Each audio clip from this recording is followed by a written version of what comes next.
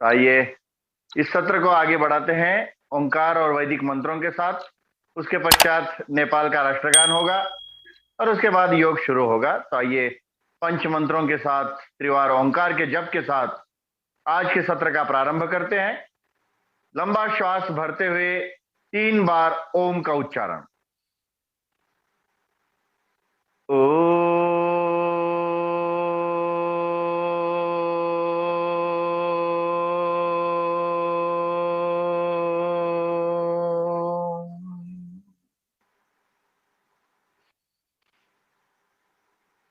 ओ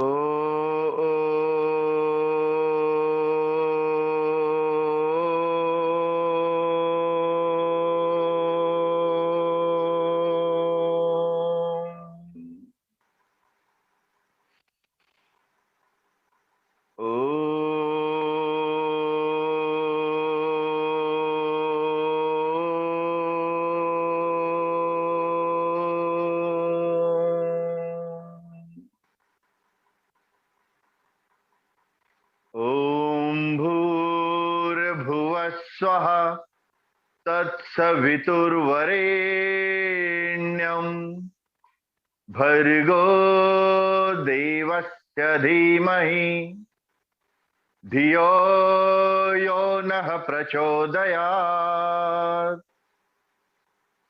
ॐ त्र्यंबकं यजामहे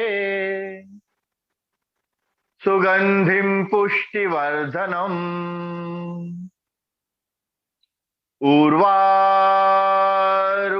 बन्धनात् मृत्योर्मुक्षीयमामृतात्। ॐ सहनाववतु सहनो भुनक्तु सह वीर्यं करवावहे तेजस्विनावधीतमस्तु मा विद्विषावहै। ॐ असतो मा सद्गमय तमसो मा ज्योतिर्गमय मृत्योर्माम् अमृतं गमय। ॐ विश्वानि देव सवितर दुरितानि परासुव यद्भद्रं तन्न आसुव। ॐ शांति शांति शांति। परमपिता परमात्मा के चरणों में कोटिशाह वंदन। भगवान पशुपतिनाथ की भूमि नेपाल और उस नेपाल और भारत के साथ आज संपूर्ण विश्व में अंतर्राष्ट्रीय योग मंच इस नेपाल के योग चौतारी के माध्यम से चलाया जाने वाला ये कार्यक्रम और आज का ये विशेष 501वां दिवस। तो नेपाल के योग चौतारी ने अपने 500 दिवस पूर्ण कर दिए हैं। 5 सेंचुरी पूरी हुई है, 5 सेंचुरीज। तो 500 दिन अपने आप में एक वर्ल्ड रिकॉर्ड हो गया है। ये एक विश्व कीर्तिमान नेपाल योग चौतारी के माध्यम से स्थापित हो गया है। इसलिए नेपाल की संपूर्ण टीम को बहुत बहुत बधाई देता हूं। परम पूजनीय, प्रातस्मरणीय, प्रतिपल वंदनीय योग क्रांति के सूर्य और राष्ट्र यज्ञ के ब्रह्मा, युग पुरुष, महामानव, जिन्होंने भारत का ये योग संपूर्ण विश्व में गुंजायमान किया, सारे विश्व में पहुंचाने का काम किया, ऐसे योग के सूत्रों के और योग के कार्यों के प्रणेता परम पूज्य स्वामी जी महाराज के चरणों में कोटिशाह वंदन। नेपाल भूमि के सुपुत्र, परम पूज्य, परम श्रद्धेय आयुर्वेदाचार्य, आयुर्वेद शिरोमणि, जिन्हें जड़ी बूटियों का, वनस्पतियों का, पेड़ पौधों का सर्वाधिक ज्ञान है, इस धरातल के जिन्हें धन्वंतरी कहा जाता है, महर्षि चरक और महर्षि सुश्रुत की परंपरा को आगे बढ़ाने वाले, इस योग और आयुर्वेद को ऊंचा उठाने वाले परम श्रद्धेय आचार्य बालकृष्ण जी महाराज के चरणों में कोटिशाह वंदन।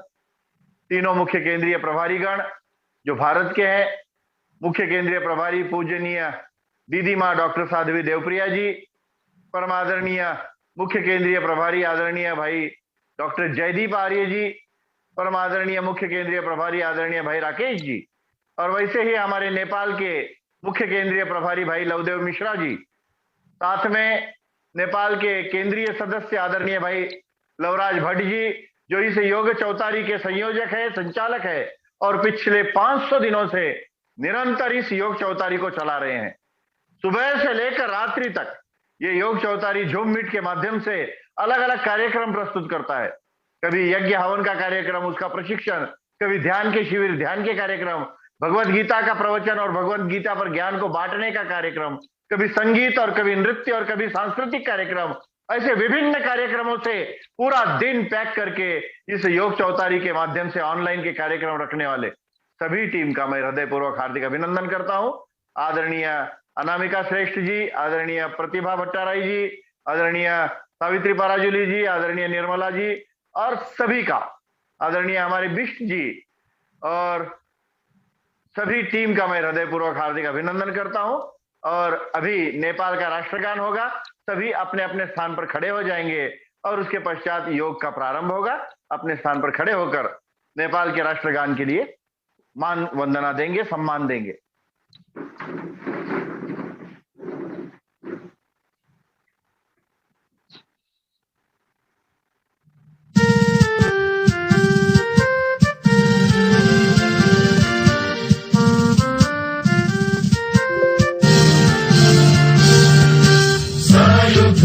फुलका हामी एउटै माला नेपाली, सार्वभौम भई फैलिएका मेची महाकाली।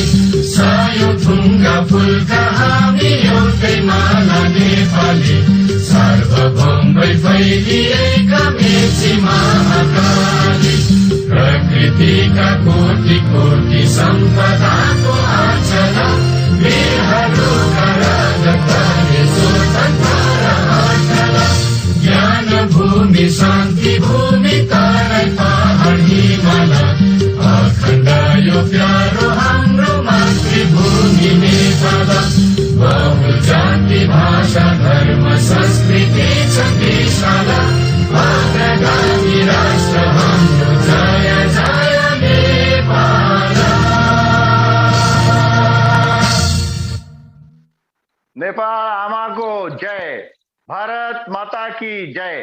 तो आज के इस 17वें कार्यक्रम को शुरुआत करने के लिए जिन्होंने दीप प्रज्वलन किया, आज के कार्यक्रम के चीफ गेस्ट मुख्य अतिथि भारत के भंडारा जिले के साकोली से प्रीति डोंगरवार जी, उन्होंने दीप प्रज्वलन किया, उनका हृदयपूर्वक हार्दिक अभिनंदन।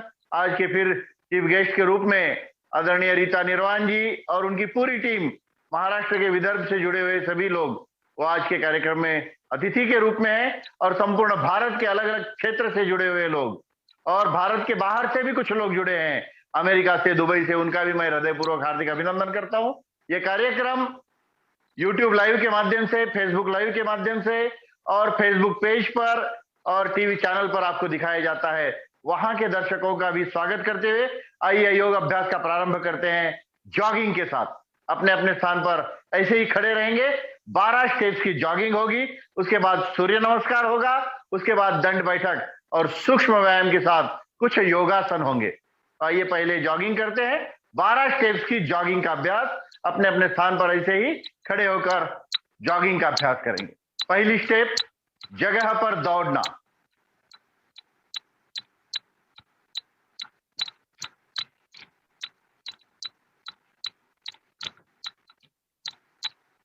हाथ की मुट्ठी बंद, अंगूठा भीतर से, पैरों के साथ हाथों को भी चलाना है। 2 प्रकार की गति है इसमें, तीव्र गति और मध्यम गति। गति का चयन अपने अपने स्वास्थ्य के अनुसार करना, हमारे तबीयत के अनुसार आपको इस गति का चयन करना है। उसे जल्दी करना है या मध्यम गति से करना है, वे हम स्वयं अपने आप तय करेंगे। दूसरी स्टेप, एक एक हाथ सीधा ऊपर, कोहनियां मुड़ेगी नहीं, कोहनियां सीधी रहेगी।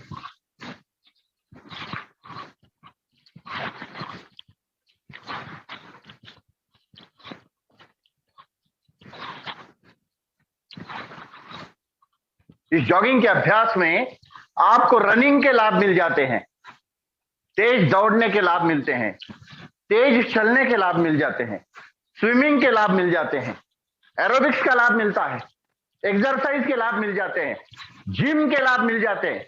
सारे लाभ, सारे बेनिफिट्स इसी जॉगिंग में मिलेंगे। तीसरी स्टेप, दोनों हाथ कमर पर, एक एक पैर उठाना, अश्वचाल। इसे अश्वचाल कहा जाता है।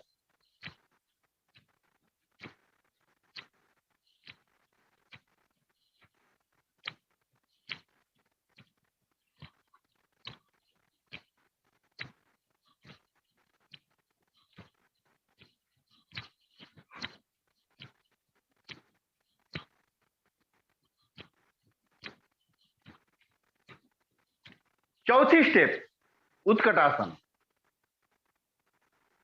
कुर्सी पर बैठे जैसे। घुटनों के लिए और टखनियों के लिए अत्यंत लाभदायक अभ्यास।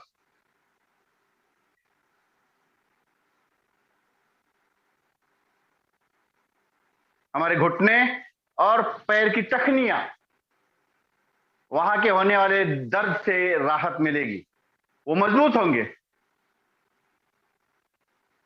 तो jogging is a multi dimensional exercise. इसमें अलग अलग एंगल से हमको लाभ मिलते हैं। जॉगिंग के शरीर के हर स्नायु को, शरीर के हर कोने को व्यायाम मिल जाता है। एक भी कोना ऐसा नहीं बचता जिससे व्यायाम न मिला हो।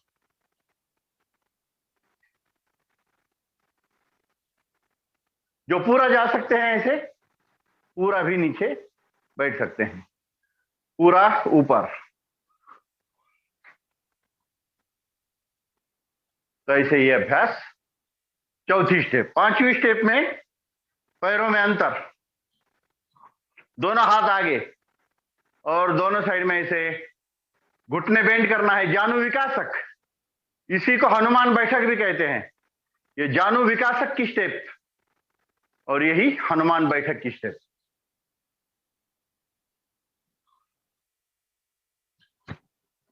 तो इसमें भी ऐसे पूरा जितना हो सके उतना नीचे जाया जा सकता है। इससे हमारे घुटने विकसित होंगे, घुटनों को बल मिलेगा, वहां शक्ति प्रदान होगी, वहां पर शक्ति मिलेगी। छठवीं स्टेप, वीरभद्रासन की।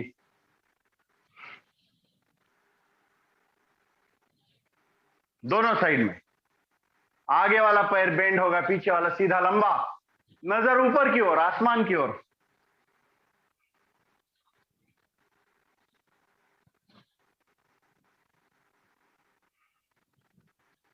इसे वीरभद्रासन की स्टेप कहते हैं।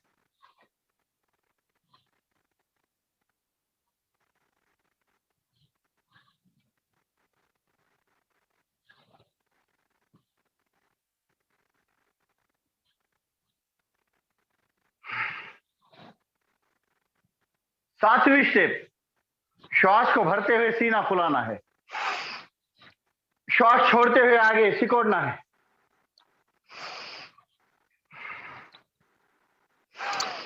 श्वास भरते हुए हाथ पीछे, श्वास छोड़ते हुए आगे।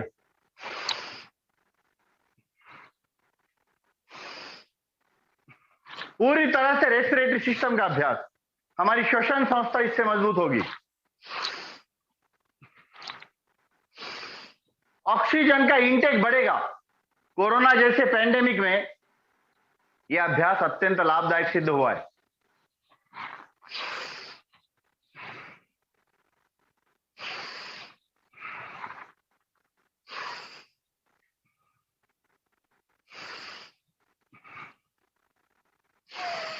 शरीर के अंदर ऑक्सीजन की लेवल बढ़ाना और हमारे लंग्स को, हमारे फेफड़ों को, हमारे फुफ्फुस को मजबूत बनाना और वहां का ऑक्सीजन हर कण कण में पहुंचाना। यहां 7 करोड़ 30 लाख पोरस होल्स है। हमारे लंग्स में 7 करोड़ 30 लाख कोशिका है। उन सब कोशिकाओं तक प्राणवायु को पहुंचाना है, ऑक्सीजन को पहुंचाना है। तो यह काम इससे होगा।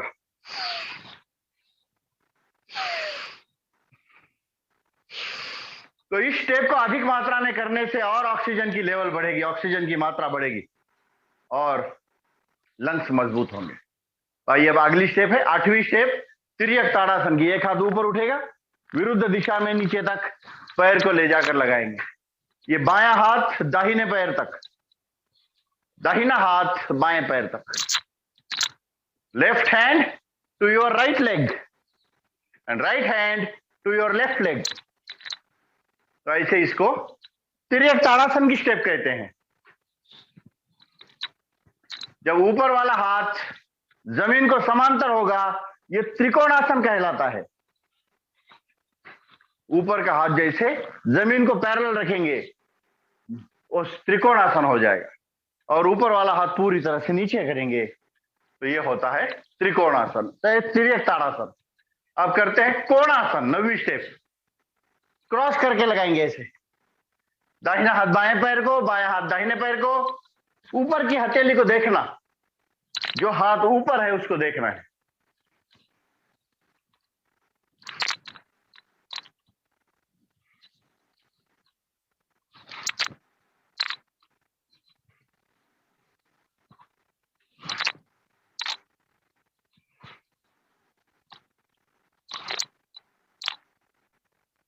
जिसको कमर दर्द, पीठ दर्द और गर्दन दर्द ज्यादा है, वो आगे झुकने के व्यायाम ना करे।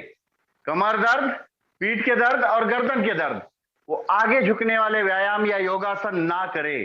ध्यान रखना इन बातों को।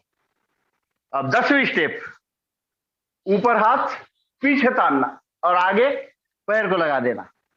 हस्त उत्थानासन और हस्त पादासन, ऊर्ध्व हस्तासन, पाद हस्तासन। ये आगे और पीछे के बेली और हिप्स के फैट्स कम करने के लिए, पेट के और कमर के चर्बी कम करने के लिए ये अभ्यास है। और वैसे भी जॉगिंग के स्टेप नंबर 8 से लेकर 12 तक, आखिरी के 5 स्टेप वजन घटाने में, चर्बी कम करने में अत्यंत लाभदायक।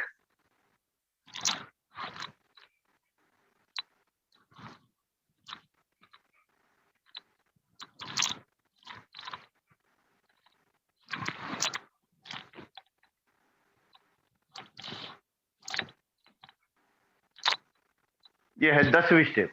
अब 11वीं स्टेप, स्मार्ट पीटी या उसे कुर्दन ताल कहते हैं। 1 2 3 4 5 6 7 8 9 10 11 12 13 14 15 16। अब इसको तेजी से भी कर सकते हैं। 1 2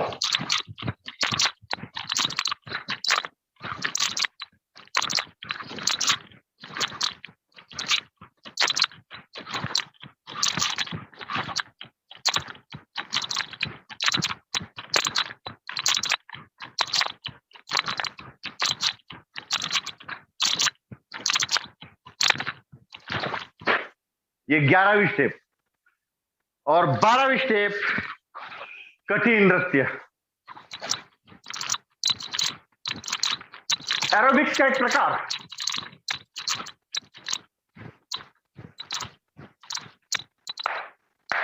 क्लैप थेरेपी।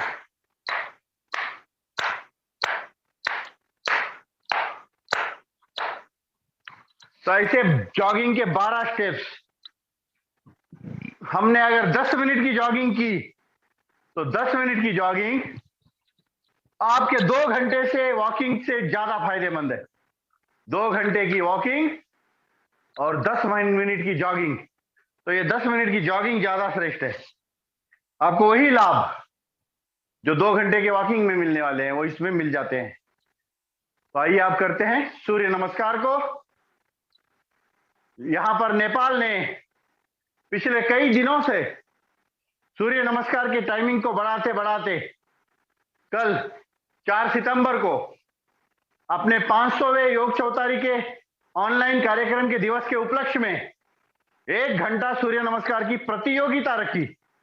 और कल इसमें संपूर्ण भारत से और नेपाल से, सारे विश्व से सैकड़ों लोग जुड़े। लगभग 400 से 500 लोग तो जूम मीटिंग पे जुड़े और बाकी भी फेसबुक पेज पर, यूट्यूब पर कई लोगों ने जुड़कर यह कार्य किया। तो ये अपने आप में एक विश्व कीर्तिमान था। तो एक भाई हमारा जैसे संदीप आर्य राजस्थान से, उसने 36 घंटे लगातार सूर्य नमस्कार करने का एक विश्व विक्रम स्थापित किया। वो भाई भी हमारे साथ थे कल। तो आज इसी सूर्य नमस्कार को गतिबद्ध, टाइमिंगबद्ध, उसके काउंटिंग के साथ आगे बढ़ाएंगे आदरणीय प्रतिभा भट्टाराई जी। मैं उनसे निवेदन करता हूं कि सूर्य नमस्कार को 10 मिनट टाइमिंग के साथ, जो पिछले दिनों में हमने लिया था, उसी आधार पर सूर्य नमस्कार को आगे बढ़ाएंगे। प्रतिभा भट्टाराई जी।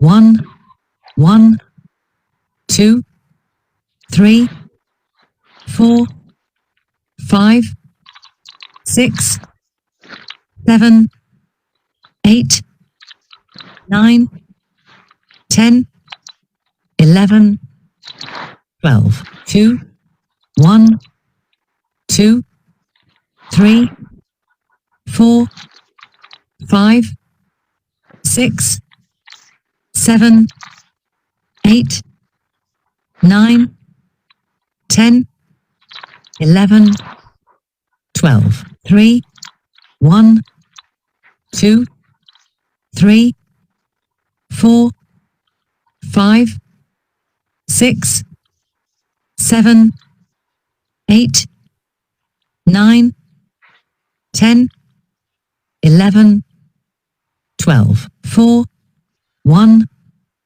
2, 3, 4, 5, 6, 7, 8, 9, 10, 11, 12. 32, 1, 2, 3, 4, 5, 6, 7, 8, 9, 10, 11, 12.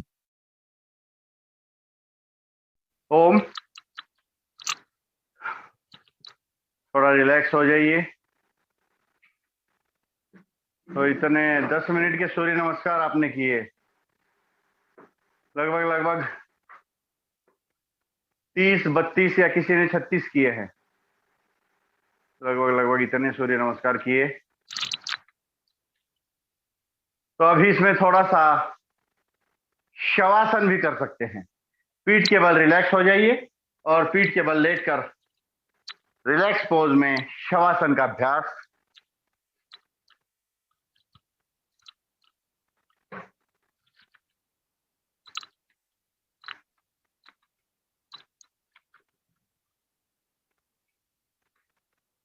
रिलैक्स होकर केवल श्वासों पर ध्यान। लंबे श्वास, लंबे प्रश्वास।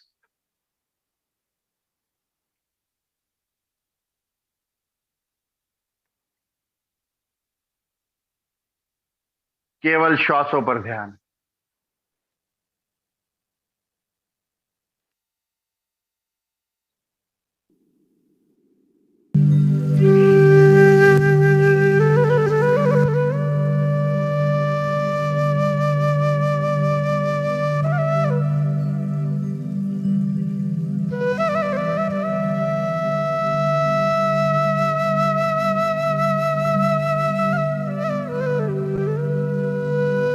जो श्वास भीतर जाता है, जो प्रश्वास बाहर निकलता है, उसी के साथ ओम का मानसिक जाप। संपूर्ण शरीर की चेतना हृदय में स्थापित कर रहे हैं हम। मानो सारे शरीर से चेतना निकालकर हृदय में प्रस्थापित कर रहे हैं और संपूर्ण शरीर चैतन्य रहित हो गया है, चैतन्यहीन हो गया है। मानो पूरे शरीर में चेतना है ही नहीं, तो सारी चेतना हृदय में स्थापित हो गई। सारा शरीर मानो जैसे निर्जीव पड़ा है, उसमें कोई चेतना है ही नहीं। ये अवस्था होती है शवासन में।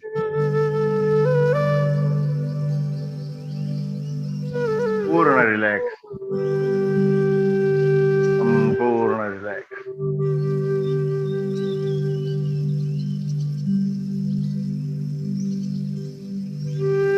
पूर्ण विश्राम। हृदय से फिर चेतना को संपूर्ण शरीर में पहुंचाएंगे। हृदय से मेरी चेतना निकलकर सारे शरीर के अंग प्रत्यंग में जा रही है। पूरे शरीर में नया चैतन्य जाग रहा है। संपूर्ण शरीर में नई ऊर्जा, नई चेतना का अवतरण हो रहा है। शरीर के पूरे अंगों में, हाथों में, पैरों में, मस्तिष्क में एक नई चेतना, नई ऊर्जा, नई उमंग जाग रही है। चेतना के स्तर और उस स्तर को बढ़ाने का काम हो रहा है। ओंकार के मन की जाप के साथ, मन ही मन ओंकार के जप करते हुए शवासन का लाभ लेंगे। अब पूरे शरीर में चेतना पहुंच गई है। सारा शरीर मेरा चैतन्यवान, चैतन्यमय हो गया है। ओम ओम। दोनों हाथों का घर्षण करेंगे और ये दोनों हाथों का घर्षण करते हुए इस ऊर्जा को आंखों पर, समस्त चेहरे पर लगाएंगे।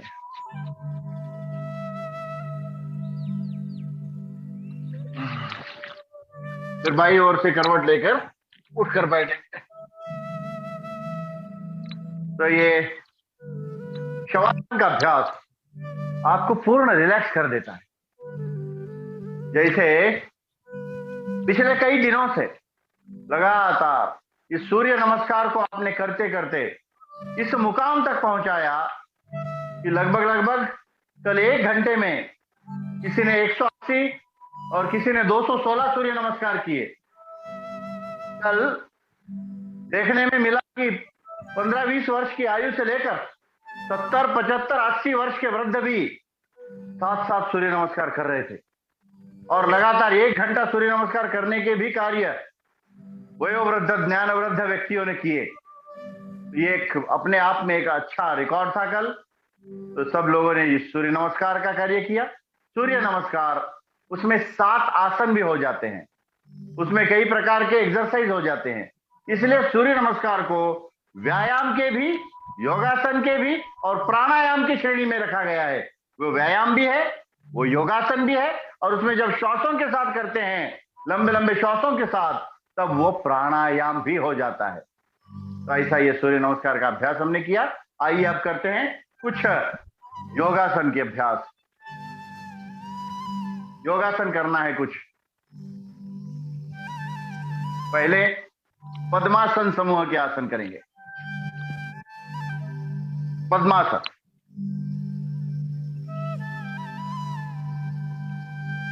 पद्मासन समूह में पहले करेंगे पर्वतासन।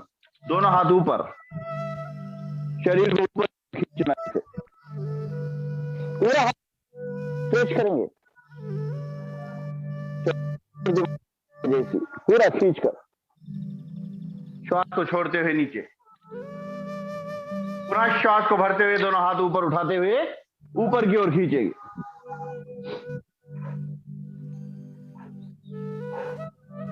श्वास को छोड़ते हुए नीचे।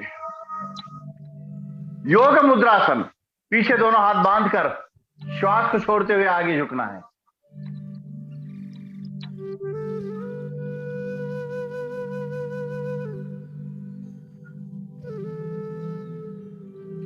श्वास को भरते हुए पीछे। फिर दोनों साइड को अपने घुटनों से लगाना है नाक। इस साइड में भी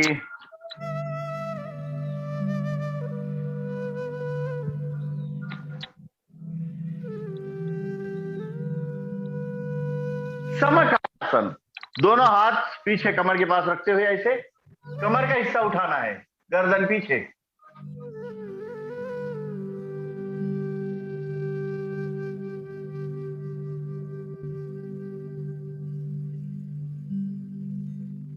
छोड़ दीजिए। काया सम करने वाला आसन समकायासन, कमर को इतना ही ऊपर उठाना है, 4 अंगुल ऊपर उठाना है और गर्दन पीछे रखना है, रीढ़ की हड्डी सीधी रहेगी। ऐसे करेंगे।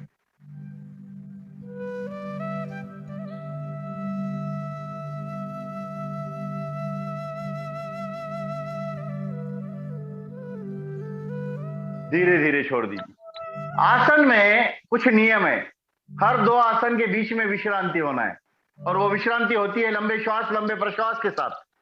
आसन के अंदर विश्रांति। आसन में आंखें खुली रखना।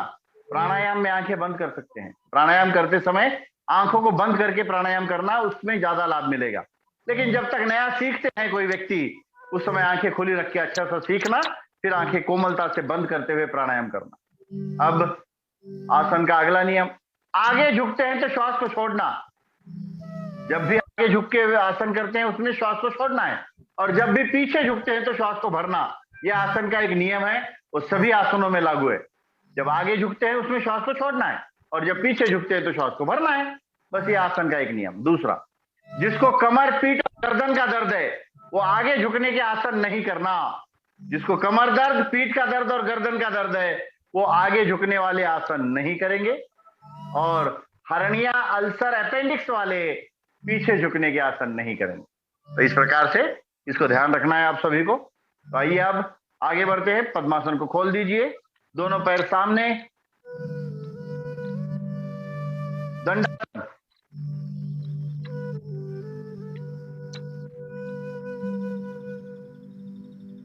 दंडासन के समूह के कुछ आसन करेंगे आप। दंडासन समूह में वक्रासन करेंगे। पहले एक पैर सीधा उठाएंगे, एक पैर का घुटना ऊपर। अब दाहिना पैर तो बायां हाथ छाती और घुटने के बीच से बाहर निकालना, टखनी को पकड़ना और पीछे देखना।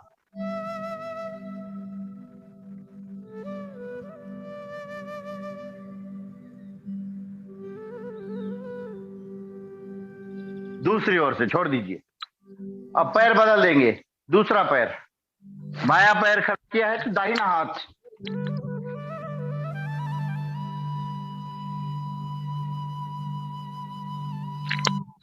छोड़ दीजिए। अब करते हैं दर्शनासन। नाभि दर्शनासन में दोनों हाथ पीछे, पैर की एड़ियों पर ताकत लगाते हुए कमर का हिस्सा बीच में से ऊपर, ऐसे गर्दन पीछे, आंखें खुली।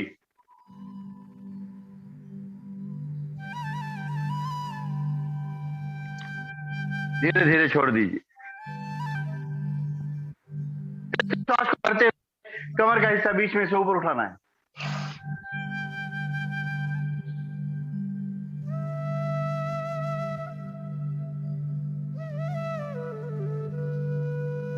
श्वास को छोड़ते हुए नीचे।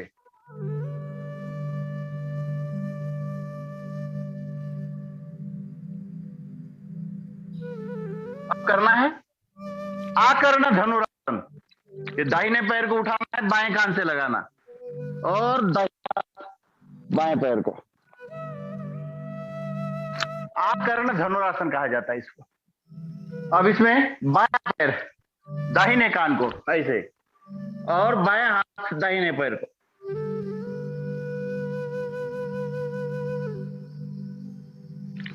यह आकर्ण धनुरासन की स्थिति है। और इसमें दाहिना पैर दाहिने कान को भी लगाया जाता है, और बाएं कान को ऐसे भी किया जाता है। इसमें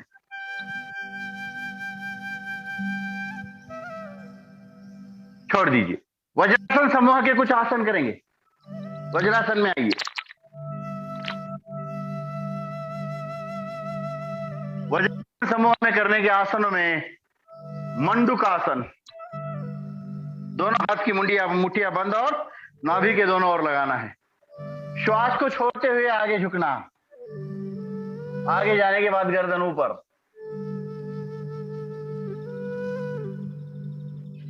श्वास भरते हुए पीछे। एक बार श्वास को छोड़ते हुए नीचे, गर्दन ऊपर रखना है।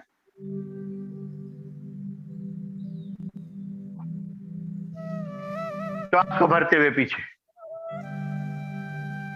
इसमें धीरे धीरे टाइमिंग भी बढ़ाना है। अब बाई हथेली पर दाहिनी उसके ऊपर, लेफ्ट हैंड के ऊपर राइट हैंड, और इसमें श्वास छोड़ते हुए नीचे, और नीचे जाने के बाद गर्दन ऊपर।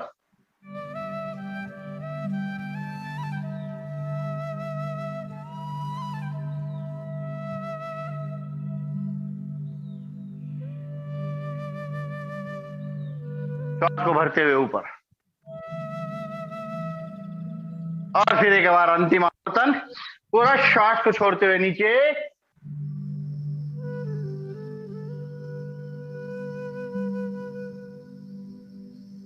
और श्वास को भरते हुए ऊपर छोड़ दीजिए। तो ये मंडूकासन।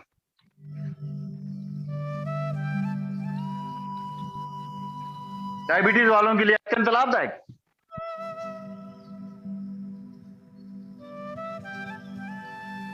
मंडूकासन की बात करेंगे अब। अर्ध उष्ट्रासन। पहले घुटनों पर खड़े हो जाइए, दोनों हाथ कमर पे रखना है और पीछे की ओर झुकना है इसे।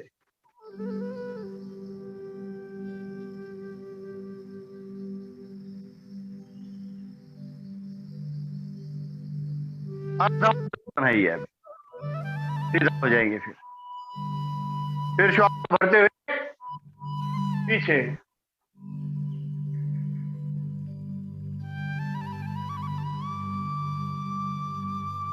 श्वास को छोड़ते हुए सामान्य। अब इसमें पूर्ण उष्ट्रासन करने का प्रयत्न करेंगे। दाहिना हाथ जाएगा दाहिने पैर को, और बायां हाथ बाएं पैर को, गर्दन पीछे, पेट आगे।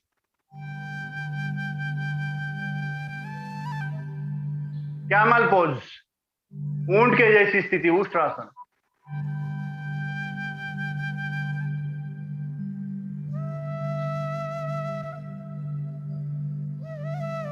धीरे धीरे छोड़ देंगे। ये कैमल पोज, उष्ट्रासन, कमर पीठ गर्दन दर्द में अत्यंत लाभदायक। कमर के दर्द, गर्दन पीठ के दर्द, इसमें लाभदायक है ये उष्ट्रासन, अर्ध उष्ट्रासन। जितने भी पीछे झुकने के व्यायाम है, आसन है, वो कमर पीठ गर्दन दर्द में अत्यंत लाभदायक होते हैं। अब शशकासन, दोनों हाथ ऊपर, श्वास को छोड़, धरणी माता का वंदन, भूमि को प्रणाम।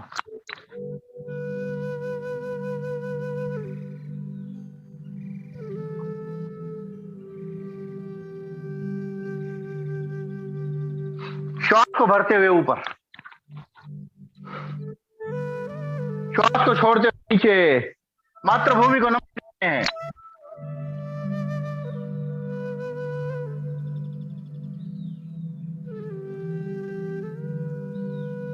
समुद्र वसने देवी पर्वत स्तन मंडले, विष्णु पत्नी नमस्तुभ्यम, पाद स्पर्श क्षमस्व में, पाद स्पर्श क्षमस्व।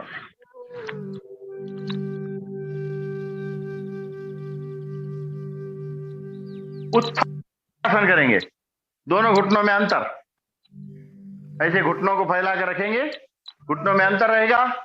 दाहिना हाथ बाएं कंधे पे, बाएं कंधे पे आएगा, और ऐसे ऊपर को देखना है। ये उत्थान मंडूकासन है।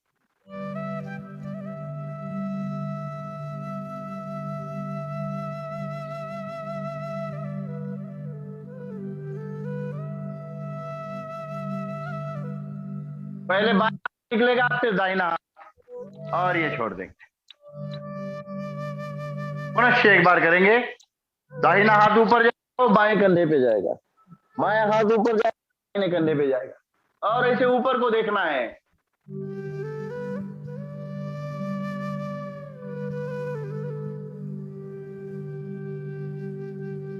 पहले बायां हाथ निकलेगा, फिर दाहिना हाथ, सामान्य।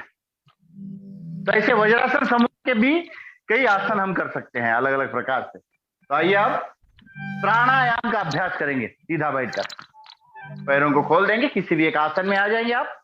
सुखासन, सिद्धासन, पद्मासन या वज्रासन।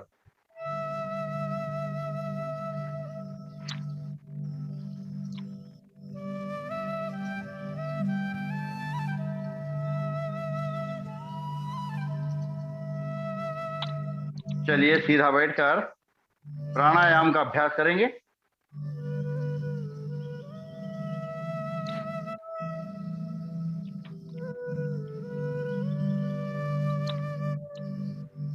सबसे पहले भस्त्रिका प्राणायाम से अभ्यास करेंगे प्रारंभ। भस्त्रिका प्राणायाम, दीर्घ श्वास दीर्घ प्रश्वास। लंबा श्वास लेना है, लंबा छोड़ना है। ऑपरेटर कहां चले गए? होस्ट कौन है? ऑपरेट कौन कर रहा है? लंबा श्वास लीजिए, लंबा प्रश्वास छोड़िए। दीर्घ श्वास दीर्घ प्रश्वास, भस्त्रिका प्राणायाम।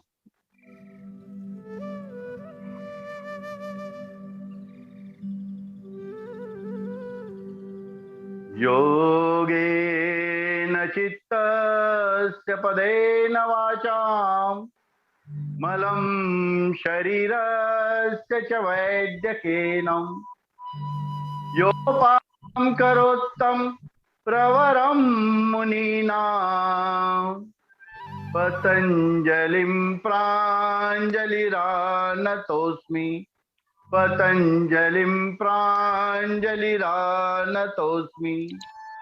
योग से चित्त की शुद्धि। योगेन चित्तस्य, योग से चित्त की शुद्धि। योग चित्त वृत्ति निरोधा, चित्त की वृत्तियां निरुद्ध हो जाना योग है। चित्त की वृत्तियों को खिलवा कर रखने का नाम योग है। चित्त की वृत्तियों को बांधने का नाम योग है। पदेन वाचा, व्याकरण से भाषा शुद्ध होती है। बिना व्याकरण की तो भाषा अशुद्ध है। मलम शरीर से चवैते के, ये शरीर से मैल निकल जाने पर ये शरीर ही अपने आप में एक डॉक्टर बन जाता है। ये शरीर अपने आप में एक हॉस्पिटल बन जाता है और ये शरीर अपने आप में एक औषधालय बन जाता है। ये शरीर ही डॉक्टर है, ये शरीर ही हॉस्पिटल है और यही औषध की फैक्ट्री है। जितनी दवा आपको लगेगी वो दवाई आपको भीतर से निर्माण करने की ताकत मिलेगी। भीतर की शक्ति का जागरण योग है। ऐसे कहने वाले महाऋषि महर्षि पतंजलि जी को दोनों हाथ की अंजलियों को जोड़कर नमन करते हैं। पतंजलिम प्रांजलिम रानतोस्मि, ये दोनों हाथ की अंजलियों को जोड़ना इसे प्रांजलि कहते हैं। और रानतोस्मि यानी उन्हें नतमस्तक हो जाना, उन्हें वंदन करना, उन्हें नमन करना, उन्हें प्रणाम करना कहा जाता है। तो महर्षि पतंजलि को नमन करने का ये मंत्र हम सबने उसे किया, स्वीकार किया। आइए आगे बढ़ते हैं। भस्त्रिका प्राणायाम का अगला चक्र शुरू। लंबे लंबे श्वास, लंबे लंबे प्रश्वास। संपूर्ण श्वास रेस्पिरेटरी सिस्टम के लिए लाभदायक। डायफ्राम तक श्वास को भरना। Diaphragm is a portion which separate your lungs and stomach. Diaphragm एक पोर्शन है जो आपके फेफड़ों को और पेट को अलग करता है। तो डायफ्राम तक श्वास को भरना है। Diaphragmatically deep breathing is correct way of breathing.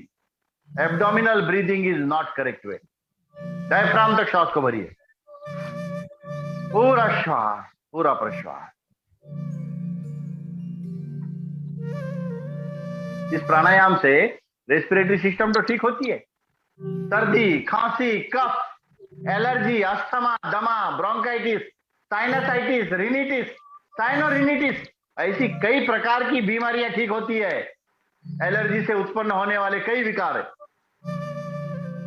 Allergy से उत्पन्न होने वाली बीमारियां वो कई प्रकार की है। किसी को धूल की एलर्जी है, किसी को धुएं की एलर्जी है, किसी को गर्मी की एलर्जी है, किसी को सर्दी की एलर्जी है। इन सारी एलर्जिकल समस्याओं पर मात करने वाला प्राणायाम ये भस्त्रिका प्राणायाम। 2 से 2.5 सेकंड में श्वास को भरना, 2 से 2.5 सेकंड में छोड़ना। ये 4 से 5 सेकंड का एक चक्र इसकी मध्यम गति है। वैसे भस्त्रिका को तीव्र गति से भी किया जाता है। 1 सेकंड में लेना, 1 सेकंड में छोड़ना, वो भी गति होती है। और इसको और भी तीव्र किया जाता है, लेकिन वो युवा अवस्था में और बर्फीले प्रदेश में, हिमालय जैसे पर्वतों के क्षेत्र में और आपके नेपाल जैसी भूमि में इसे आप तीव्र गति के भस्त्रिका को भी कर सकते हैं।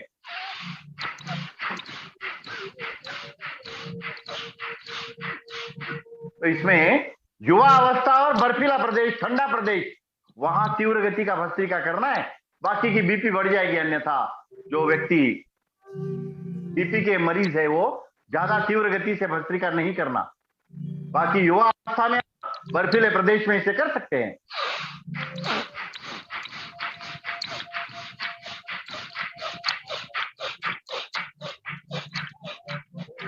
ऐसे तीव्र गति का भस्त्रिका आपको युवा अवस्था में और बर्फीले प्रदेश में, ठंडे प्रदेश में करना है। बाकी मध्यम गति का भस्त्रिका मध्यम शक्ति से सभी अवस्था में किया जा सकता है। भस्त्रिका का अभ्यास आपके रक्त को शुद्ध करता है। It is a blood purifier pranayama. रक्त को शुद्ध करने वाला प्राणायाम भस्त्रिका प्राणायाम है।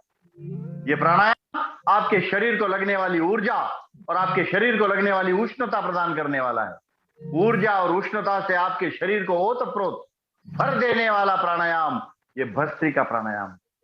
इस प्राणायाम से आपकी सारी करोड़ों कोशिकाएं, करोड़ों नस नाड़ियां मजबूत होने लगती है, स्वस्थ होने लगती है, तंदुरुस्त होने लगती है। तो इस भस्त्रिका के अभ्यास को यहीं पर विराम देते हैं। विश्राम। अब भस्त्रिका के बाद आगे बढ़ते हैं दूसरे प्राणायाम के लिए, जो प्राणायामों में सर्वश्रेष्ठ है, जिसे प्राणायाम का राजा कहते हैं, किंग ऑफ प्राणायाम, कपालभाति प्राणायाम। आइए शुरू करते हैं कपालभाति प्राणायाम को।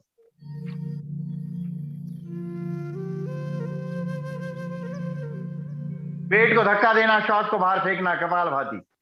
1 सेकेंड 1 स्ट्रोक, 1 सेकंड का एक धक्का, इस गति से इसे करना है। 1 सेकंड का एक धक्का देना।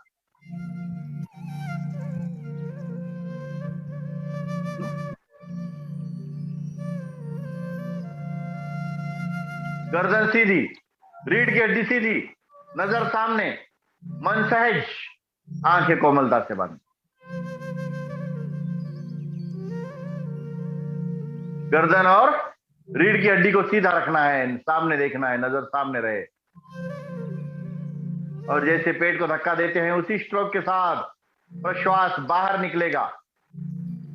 भस्त्रिका में श्वासों के साथ प्राणों का अर्जन हुआ और कपालभाति में प्रश्वास के साथ विकारों का विसर्जन होगा। हमारा प्रश्वास जो बाहर फेंकते हैं उसको प्रश्वास कहते हैं, जो भीतर लेते हैं उसको श्वास कहते हैं। और ये बाहर फेंकने वाला प्रश्वास विकारों को विसर्जित करता है, विकारों को विसर्जन करता है, समाप्त कर देता है, बाहर फेंक देता है। तो आपके अंदर की व्याधियां, आपके अंदर की बीमारियां, आपके अंदर के विकार इस प्रश्वास के साथ बाहर निकल जाते हैं, भस्म हो जाते हैं, समाप्त हो जाते हैं। ये सारे इम्बैलेंस को बैलेंस करने वाला प्राणायाम। करते रहिए कपालभाति।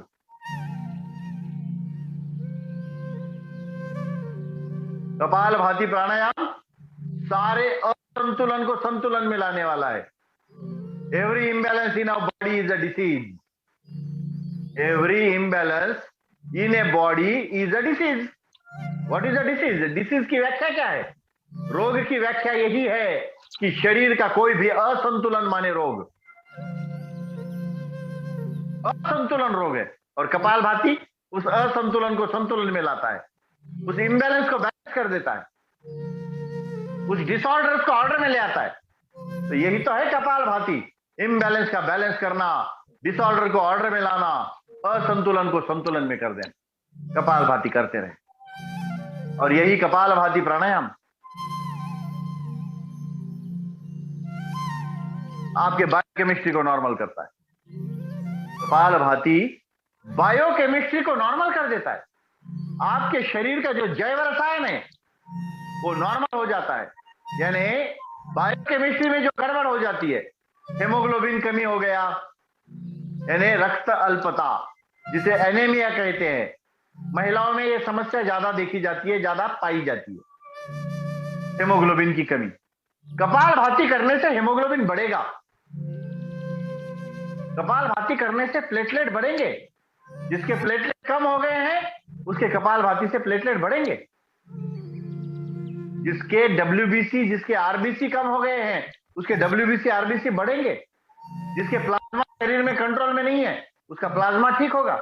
हमारे रक्त के मुख्य 4 घटक है, रक्त के प्रमुख 4 घटक, जिसमें डब्ल्यूबीसी है, आरबीसी है, प्लेटलेट्स है और प्लाज्मा है। तो रक्त के ये 4 प्रमुख घटक, चारों घटक को ठीक करने वाला प्राणायाम ये कपालभाति है। तो कपालभाति से सारे शरीर के हमारे मुख्य रूप से रक्त के 4 घटक हमारे मजबूत होंगे, स्वस्थ होंगे, तंदुरुस्त होंगे। तो ऐसे ये चारों मुख्य घटक को ठीक करने वाला प्राणायाम कपालभाति प्राणायाम। तो इससे बढ़ा हुआ कोलेस्ट्रॉल भी कम हो जाता है। कोलेस्ट्रॉल बढ़ गया है, चर्बी बढ़ गई है, तो कोलेस्ट्रॉल कम होगा। इससे आपके शरीर के अंदर ट्राइग्लिसराइड अगर बढ़ गया है तो इस कपालभाति करने से ट्राइग्लिसराइड कम होगा। आपके शरीर में यूरिक एसिड बढ़ गया है, ये जॉइंट पेन्स, यूरिक एसिड के बढ़ने से जॉइंट पेन्स हो रहे हैं, कमर दर्द, पीठ दर्द, घुटनों का दर्द, ये जॉइंट्स के पेन्स। तो इन जॉइंट पेन्स को आपको मिटाने के लिए यूरिक एसिड को कम करना जरूरी है, और इस कपालभाति प्राणायाम से यूरिक एसिड कम होगा, यूरिक एसिड की लेवल डाउन की जाएगी। आइए कपालभाति का दूसरा चक्र करते हैं पूरी श्रद्धा के साथ। कपालभाति का दूसरा आवर्तन शुरू। हाथ को कोई भी एक मुद्रा में लगाना, अंगूठे से तर्जनी दबाना, ज्ञान मुद्रा। ये ज्ञान मुद्रा है, नॉलेज बढ़ाने वाली मुद्रा है।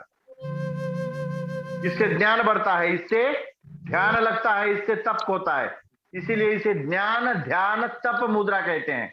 यही ज्ञान मुद्रा है, यही ध्यान मुद्रा है और यही तप मुद्रा है। जब इसको पूरा दबा देते हैं तो ये वायु मुद्रा हो जाती है। वायु मुद्रा वात विकारों में लाभदायक, वात विकारों में लाभदायक वायु मुद्रा। ज्यादा वयोवृद्ध व्यक्ति भी इस वायु मुद्रा में बैठकर योग कर सकता है।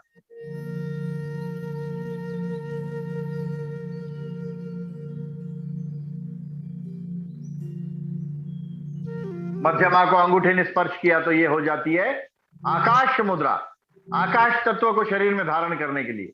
और जब इसी को पूरा दबा देते हैं तो शून्य मुद्रा, कर्ण विकारों में लाभदायक।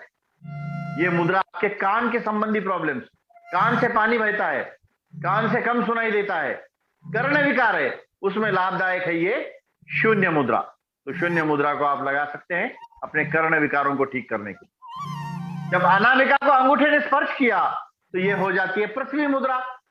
धरणी माता के गुण शरीर में धारण करने के लिए ये पृथ्वी मुद्रा लगाई जाती है। और जब इसी अनामिका को पूरी तरह से अंगूठे ने दबा दिया, ये हो जाती है सूर्य मुद्रा। सूर्य मुद्रा वेट लॉस के लिए लाभदायक।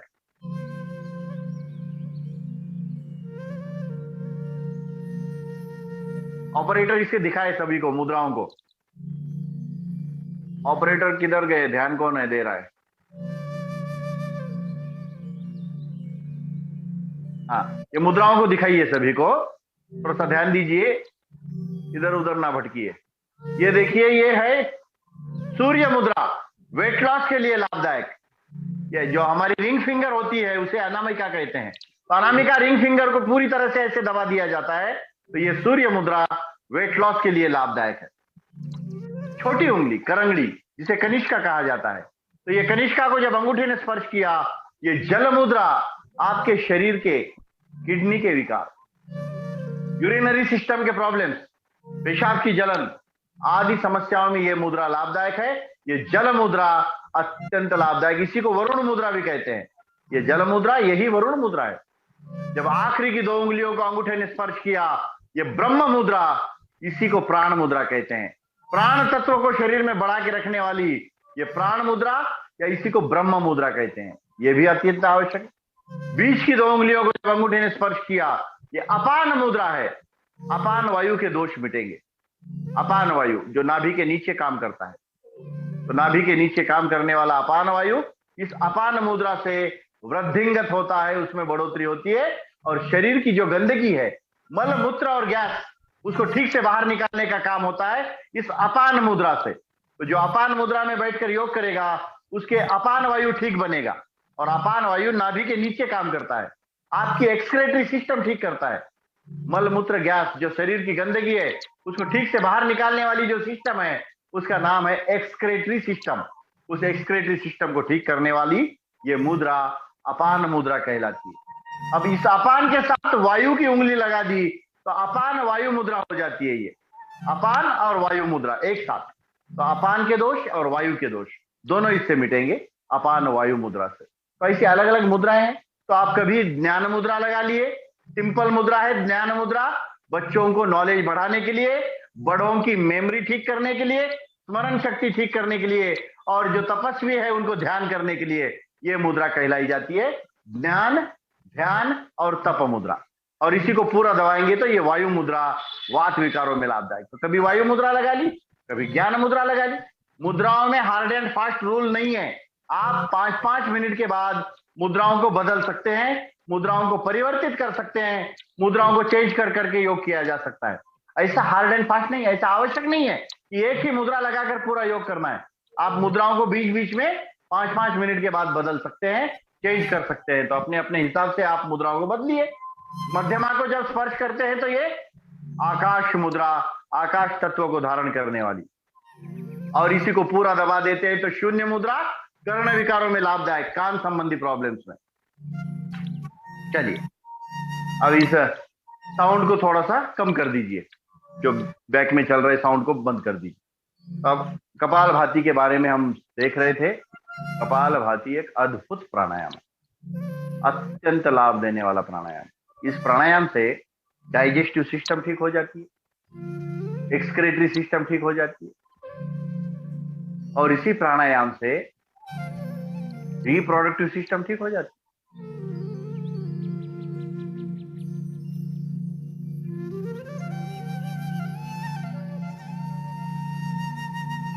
इससे डाइजेस्टिव सिस्टम, रिप्रोडक्टिव सिस्टम और एक्सक्रेटरी सिस्टम ठीक होती है, यानी आपकी पचन संस्था ठीक से काम करेगी। खाया हुआ ठीक से पचन होगा, तो वही है डाइजेशन को ठीक करने वाली। और इसी प्राणायाम से एक्सक्रेटरी सिस्टम यानी उत्सर्जन संस्था ठीक काम करेगी, और इसी प्राणायाम से रिप्रोडक्टिव सिस्टम यानी प्रजनन संस्था, पुनरुत्पादन संस्था ठीक से काम करेगी। तो इससे इनफर्टिलिटी के प्रॉब्लम जो होते हैं माताओं बहनों में, वो इनफर्टिलिटी, वंधत्व का विकार मिटने लगेगा, और पुरुषों में जो शुक्राणु की कमी है वो भी इससे पूरी होगी। तो ऐसे इस अद्भुत और लाभ देने वाले कपाल भाती प्राणायाम को प्रतिदिन 15 मिनट कम से कम करना है। तो कपाल भाती का आखिरी चक्र करेंगे पूरी श्रद्धा के साथ, पूरी तन्मयता के साथ, एक लय होकर कपाल भाती का अंतिम आवर्तन शुरू।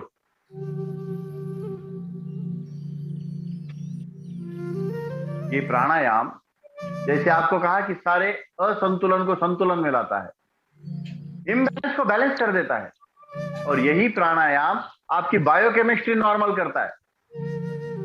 किसी के शुगर लेवल ज्यादा है, डायबिटीज कहते हैं उसको, मधुमेह का रोग, शुगर की बीमारी, डायबिटीज, कपाल भाती करने से वो पूरी तरह से समाप्त हो जाती है। डायबिटीज क्योर हो सकता है कपाल भाती से। दुनिया के दूसरे चिकित्सा शास्त्र बीमारी को कंट्रोल करने के नाम पर लगे हैं, उसको दबा के रखने में लगे हैं। बीमारी को कंट्रोल करना दुनिया का दूसरा शास्त्र जानता है, लेकिन योग शास्त्र बीमारी को कंट्रोल नहीं, क्योर करना जानता है। बीमारी का समूल उच्चाटन, जड़मूल से बीमारी को उखाड़ फेंकना, ये योग शास्त्र जानता है।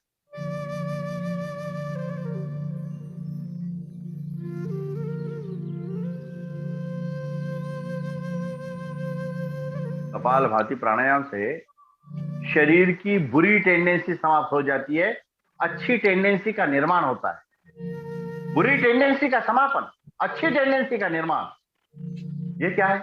बुरी टेंडेंसी विकारों को जन्म देती है, बुरी टेंडेंसी से विकार उत्पन्न होते हैं, और अच्छी टेंडेंसी से विकार समाप्त हो जाते हैं। अच्छी टेंडेंसी विकारों को समाप्त करती है, बीमारियों को खत्म कर देती है। तो यह है योग का कपाल भाती का लाभ। बुरी टेंडेंसी का खात्मा, अच्छी टेंडेंसी का निर्माण, कपाल भाती। कपाल भाती से आप अपने आनुवंशिक रोगों से बच सकते हैं। ये बीच में वाला साउंड अभी बंद कर दीजिए थोड़ी देर के लिए। ये बैकग्राउंड म्यूजिक को ऑपरेटर इसको बंद कर दे।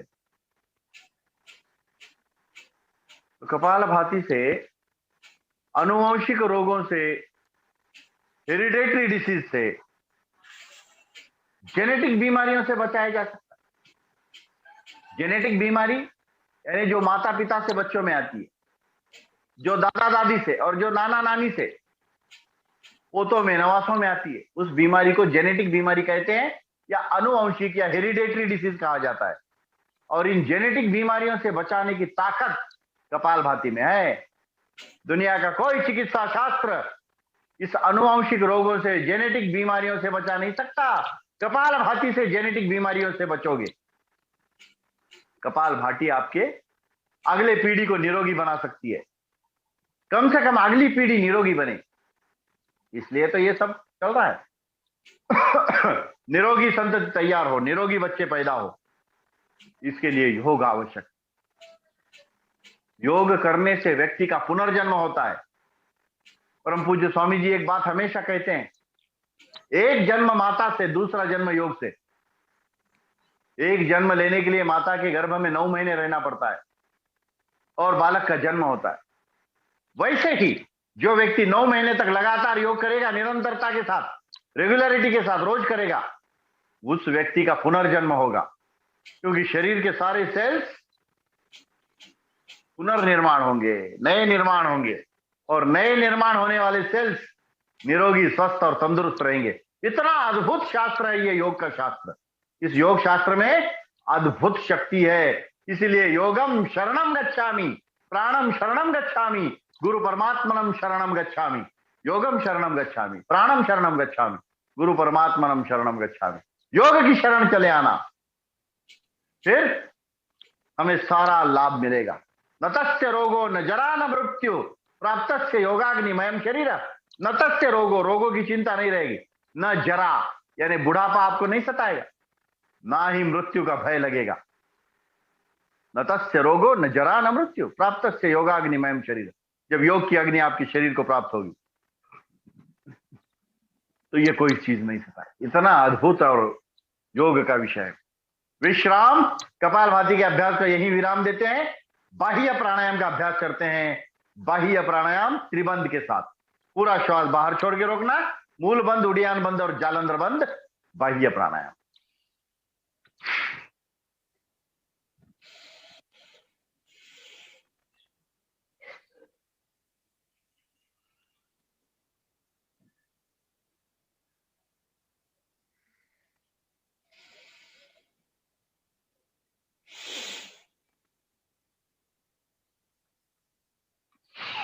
पूरा श्वास बाहर छोड़कर बाहर रोकना है। लगाने हैं त्रिबंध, मूल बंद, उड़ियान बंद और जालंधर बंद। मूल बंद, मलमूत्र के मार्ग को भीतर से ऊपर खींचना। उड़ियान बंद, पेट को अंदर पीठ की ओर चिपकाना। जालंधर बंद, थोड़ी को कंठकूप में लगा देना। तो ये तीनों बंद एक साथ लगाना, ये त्रिबंध महाबंद कहलाता है। और महाबंद के साथ बाह्य प्राणायाम अत्याधिक लाभ देता है, सर्वाधिक लाभ देता है। करिए सभी बाह्य प्राणायाम के अभ्यास को। माताएं बहनें इसमें प्रेगनेंसी में और मासिक धर्म में नहीं करना। गर्भावस्था में और पीरियड्स में इस प्राणायाम को नहीं किया जाता। ये सावधानियां ध्यान रखनी है। हर प्राणायाम के प्रिकॉशनरी मेजर्स, उसकी सावधानियां आपको बीच बीच में बताई जाती है। हर प्राणायाम को 6 भागों में सीखते हैं। सबसे उसका विधि, उसका समय, उसके समय संकल्प, उसका वैज्ञानिक दृष्टिकोण, उसके होने वाले लाभ और उसकी मर्यादाएं, इन 6 भागों में हर प्राणायाम को सीखना है। उसका सबसे पहले विधि, कैसे करना है कैसे नहीं करना है। दूसरा टाइमिंग, हर प्राणायाम का टाइमिंग होता है। तीसरा संकल्प, प्राणायाम करते समय शुभ संकल्प, शिव संकल्प, तन्मय मनः शिव संकल्पमस्तु, तन्मय मनः शिव संकल्पमस्तु। हे प्रभु, पुण्य का अखंड प्रवाह भी मेरे भीतर बहता रहे, 2400 घंटे निरंतर मैं उस पुण्य के प्रवाह में जीऊं। बस इसी भाव के साथ, ये संकल्प के साथ। ये चौथा है वैज्ञानिक दृष्टिकोण, इसके होने वाले लाभ, उसके साइंटिफिकल बेनिफिट्स, इससे कौन सी बीमारियां मिटती है, ये 5वीं बात। और 6वीं बात है उसकी मर्यादा, किसने करना है किसने नहीं करना है। तो ऐसे 6 पार्ट में हमको हर योग को, हर प्राणायाम को सीखना है। तो बाह्य प्राणायाम के 5 से 7 चक्र करने हैं सभी को। इस प्राणायाम से संपूर्ण शरीर में प्राणों का संचार होगा, ऊर्जा का ऊर्ध्वगमन होगा। ये ऊर्जा नीचे से ऊपर की ओर उठेगी। मूलाधार चक्र से सहस्त्रार चक्र तक इस ऊर्जा का वहन होगा और ऊर्जा ऊपर की ओर उठेगी। व्यक्ति की भी उन्नति होगी, अधोगति नहीं होगी, अवनति नहीं होगी। हमें उन्नत बनना है, हमें ऊपर की ओर उठना है। तो ऊर्जा ऊपर की ओर उठाने वाला प्राणायाम ये प्राणायाम है। तो इस प्राणायाम से ऊर्जा ऊपर की ओर उठती है। तो ऊपर को उठ कर करके ज्वालाएं करती हमें इशारा, ऊपर को जीवन में ऊपर को उठना है कर्तव्य हमारा। इस भावना के साथ, इस संकल्प के साथ बाह्य प्राणायाम को पूर्ण करते हैं और अब अग्निसार की क्रिया करते हैं। अग्निसार,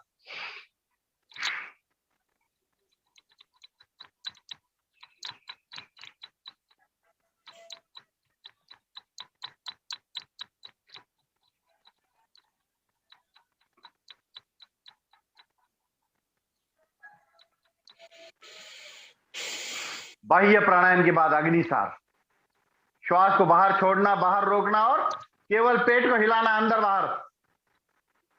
अग्नि प्रदीपिका है ये, योग की अग्नि प्रज्वलित करने वाला ये अभ्यास आपकी जठर अग्नि को ठीक कर देगा। अद्भुत और चमत्कारिक प्राणायाम है ये, अद्भुत और अधिक लाभ देने वाला अभ्यास है ये। अग्नि प्रदीपिका, हमारे अंदर 14 प्रकार की अग्नि है, 14 अग्नियों को ठीक कर देता है। हमारे अंदर 7 धातुओं को बनाने वाली सप्त धात्वाग्नि है। हमारे अंदर हमेशा 7 धातु बनते रहते हैं, रस, रक्त, मांस, मेद, अस्थि, मज्जा, शुक्र या रज। ये 7 धातुओं को बनाने वाली सप्त धात्वाग्नि, पंच महाभूत की पंचभूताग्नि, आप, तेज, वायु, जल, आकाश, इस पंच महाभूत, पंच तत्वों को संजोए रखने वाली पंचभूताग्नि, 7 और 5 12 हो गए। एक शरीर को चलाने वाली जठराग्नि या कायाग्नि 13, और एक ओज और तेज की अग्नि, ओजस्वी बनाने वाली, तेजस्वी बनाने वाली, स्किन को ग्लो कराने वाली, चमकाने वाली ओज की अग्नि। तो ये ऐसे 14 अग्नियों को प्रज्वलित करने वाला अग्निसार एक श्रेष्ठतम योगी क्रिया है। ये श्रेष्ठ योगी क्रिया रहने से इसको प्राणायाम के सीक्वेंस में बिठा दिया, प्राणायाम के क्रमवारी में बिठा दिया।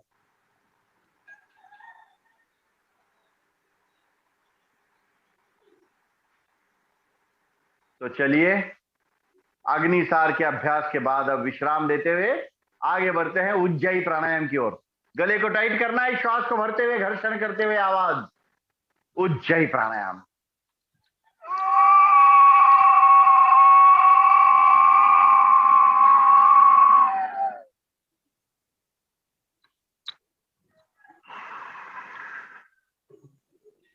लेफ्ट साइड से छोड़ देना, राइट बंद करना, लेफ्ट से छोड़ देना। गले को टाइट करते हुए, श्वास भरते हुए, घर्षण करते हुए आवाज निकालनी है, उसी को उज्जयी कहा जाता है। गले को टाइट करना, सिकोड़ना और श्वास को भरते हुए वहां घर्षण करते हुए आवाज निकालनी है, उज्जयी प्राणायाम।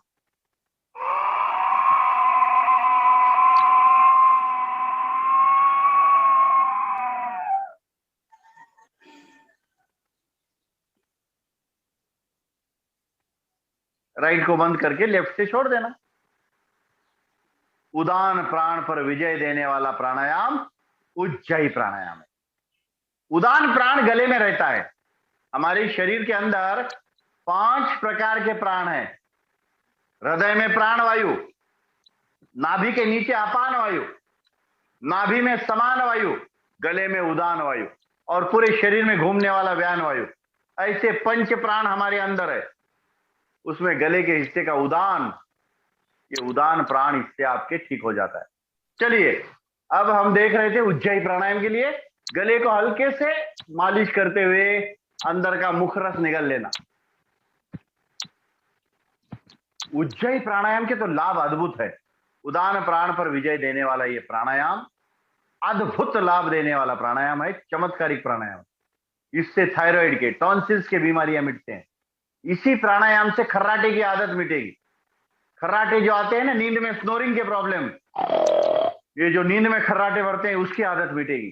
और इस प्राणायाम से जब उदान प्राण अच्छा हो जाएगा तो ये ऊपर के पुर्जे मरते दम तक अच्छे रहेंगे। आंखें, नाक, मुंह और कान, ये ऊपर के जो इंद्रिय हैं, ये पुर्जे हैं, ये मरते दम तक अच्छा रखना ये उदान वायु का काम है। तो उदान प्राण आपके इन ऊपर के पुर्जों को अच्छा रखता है। यानी अंतिम श्वास तक आप देख पाओगे, अंतिम श्वास तक सुन पाओगे, मरते दम तक आपके नाक में सूंघने की क्षमता रहेगी और मुख में जिह्वा रस रहेगा। ये आपको लाभ मिलने वाला है उदान प्राण ठीक रहने से। और उदान प्राण को ठीक रखने वाला प्राणायाम ये उज्जयी प्राणायाम। तो ऐसे अभी काफी देर से एक आसन में बैठे हैं, एक बार पैरों को खोल देंगे और उसको थोड़ा सा थपथपाते हुए सूक्ष्म व्यायाम करेंगे। पैरों को ढीला कर लेना, थोड़ा सा थपथपाना, और फिर सूक्ष्म व्यायामों को हमें करना है। पैरों के सूक्ष्म व्यायाम, पहले थोड़ा पैर को ढीला करके थपथपाना है। एक आसन में ज्यादा देर बैठना भी लाभदायक होता है। एक आसन में अगर लंबे समय तक बैठते हैं ना, तो उससे लाभ क्या मिलता है, क्योंकि पैरों में का ब्लड सर्कुलेशन स्लो हो जाता है, रुक जाता है, और वो ऊपर के हिस्से में अच्छा काम करता है। हमारे शरीर में जो 5 तत्व है, उस पंच तत्व की धारणा देखेंगे हम। पैर के उंगलियों के सूक्ष्म व्यायाम करेंगे। उंगलियों को आगे पीछे करना, पूरा पंजा आगे पीछे। अब दोनों पंजों को मिला के गोल घुमाना, दोनों पंजे को ऐसे गोल घुमाना है। रिवर्स, उल्टा घुमाओ, ऐसे रिवर्स घुमाना है। धीरे धीरे छोटी उंगली जमीन को लगे, ऐसे करना है। अब ये घुटने से, घुटने को नीचे दबाना, घुटने को ऐसे सिकोड़ना छोड़ना। ग्राइंडिंग, आटा चक्की, दोनों हाथ इंटरलॉक करके पूरा चक्की चलाना, आगे जाकर पैर के उंगलियों के ऊपर से और पीछे पीठ के बल लेटने तक।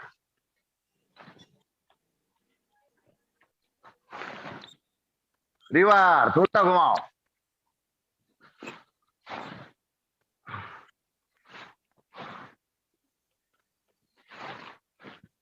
उल्टा घुमाना इसको। पैरों में अंतर, दोनों पैरों में ऐसे फासला करेंगे। कटी सौंदर्य आसन, बाएं हाथ दाहिने पैर को, दाहिना हाथ पीछे, कैसे करेंगे, क्रॉस करके लगाना है।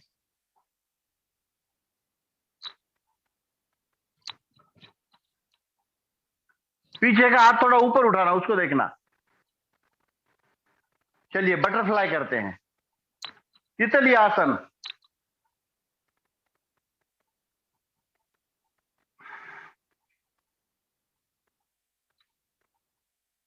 दोनों घुटने ऊपर नीचे,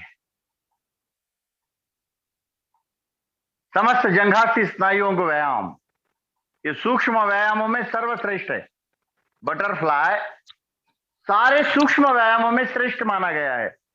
श्रेष्ठतम सूक्ष्म व्यायाम ये बटरफ्लाई, तितली आसन। जंघास्थी स्नायुओं को पूरी तरह से विकसित किया जाता है। पैरों के वेन्स में आने वाले स्ट्रेस मिटेंगे, अद्भुत लाभ होगा इस। पैर के ऊपर के हिस्से की मालिश, एक्यूप्रेशर।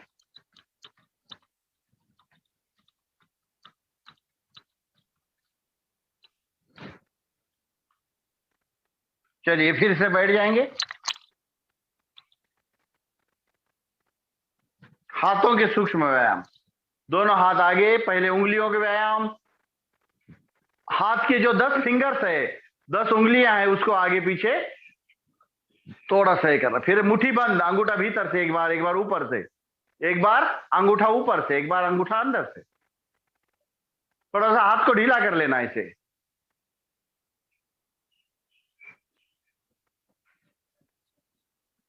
साइड से। अब दोनों हाथ की मुट्ठियां बंद, अंगूठा भीतर से, कलाइयों को घुमाना। ये हमारे रिस्ट के लिए, रिस्ट का जॉइंट अच्छा करने के लिए। रिवर्स, उल्टा घुमाओ, बहुत अच्छा।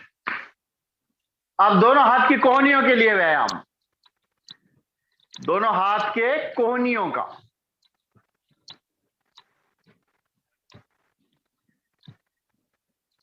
साइड से, ऐसे साइड से भी कर सकते हैं, ऊपर से।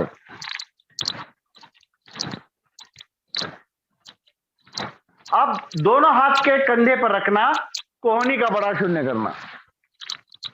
सामने कोहनियां मिलाना इसे, ऊपर कान से भुजा स्पर्श। हर चक्र को सामने कोहनी मिलाना है, ऊपर कान से भुजा स्पर्श करना है। रिवर्स, उल्टा घुमाओ। अब एक दूसरे हाथ के कलाई पर बांधना, एक हाथ से दूसरा हाथ खींचना।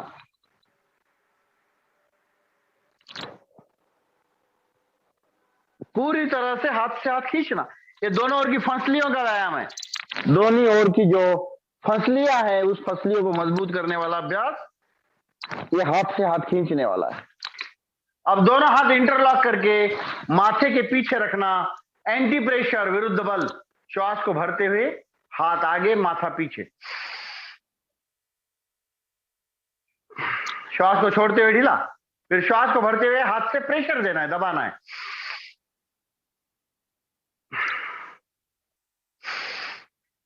चेहरे के स्नायुओं का, मेंदुओं को अच्छा लाभ देने वाला, आगे से कपाल पर केवल हाथ नहीं रखना, वहां ताकत लगानी है, जोर लगाना है, प्रेशराइज करना है, बल लगाना है, वहां पर शक्ति लगानी है। साइड से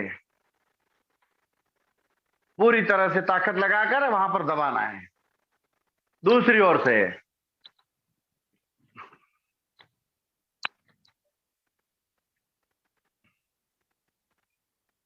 छोड़ दीजिए, दोनों हाथ नीचे, कंधों को ऐसे गोल घुमाना, कंधे चालन, पिस्टन के भांति अपने कंधों को ऐसे गोल घुमाना, जैसे गाड़ी का पिस्टन घूमता है उस प्रकार से। ये कंधे पीछे से आगे और अब आगे से पीछे, ऐसे।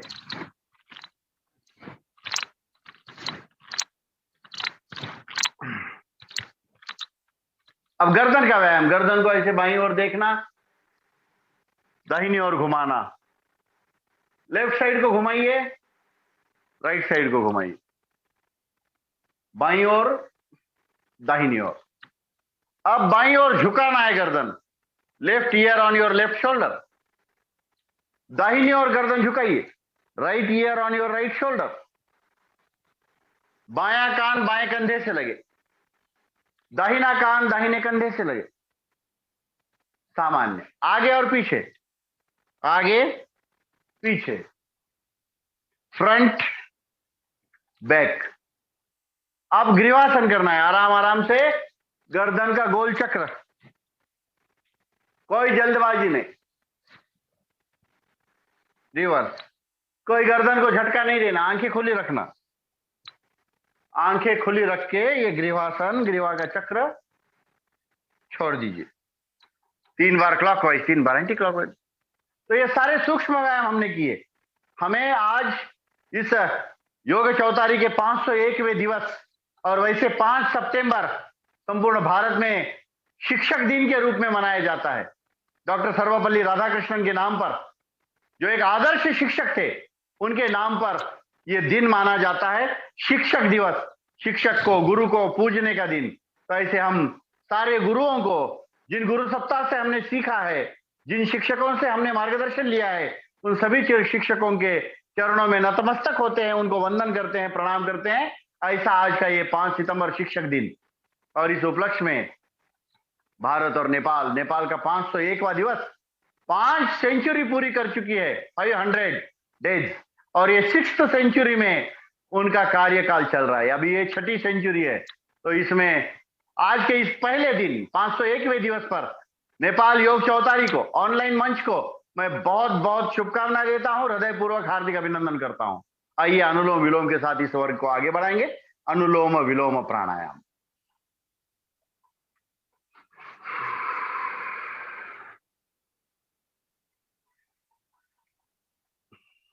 लेफ्ट से लिया, राइट से छोड़ा अनुलोम, राइट से लिया, लेफ्ट से छोड़ा विलोम। लंबा गहरा श्वास लेना है, लंबा गहरा छोड़ना है, 100% ब्रीदिंग करनी है, 100% एक्सेल करना है। जितना लंबा श्वास उतना लंबा प्रश्वास।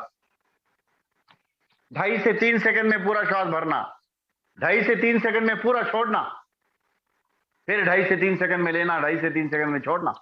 10 से 12 सेकंड का एक चक्र होता है अनुलोम विलोम का। आप करते रहिए अनुलोम विलोम, एक भजन का आनंद लेंगे, एक भजन के साथ इस अनुलोम विलोम के अभ्यास को पूरा करेंगे।